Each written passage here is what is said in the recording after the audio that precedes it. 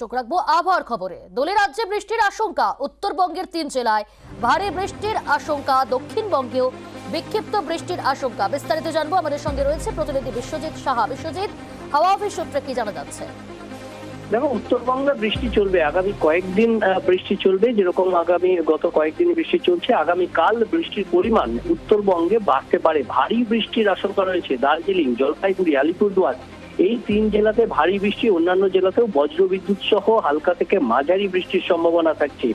দক্ষিণবঙ্গেও আবহাওয়ার পরিবর্তন হবে। আগামীকাল মেঘলা আকাশ হবে, বেশ কিছু জায়গায় আংশিক মেঘলা আকাশ, এবং আগামীকাল বৃষ্টির সম্ভাবনা অন্তত 6 জেলাতে দক্ষিণবঙ্গে।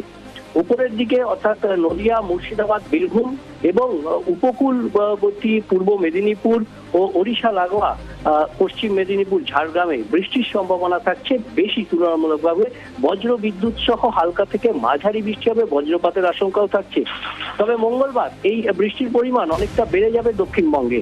মঙ্গলবার বৃষ্টি হবে দক্ষিণবঙ্গে, কলকাতা সহ প্রায় সব জেলাতেই বজ্র বিদ্যুৎ সহ হালকা থেকে মাঝারি বৃষ্টি। অর্থাৎ দোল ও হোলি উৎসবে বৃষ্টির আশঙ্কা যেমন উত্তরবঙ্গে থাকছে, তেমনি দক্ষিণবঙ্গের বেশ কিছু জেলাতেও বৃষ্টির সম্ভাবনা থাকছে। প্রিয়াঙ্কা, ধন্যবাদ।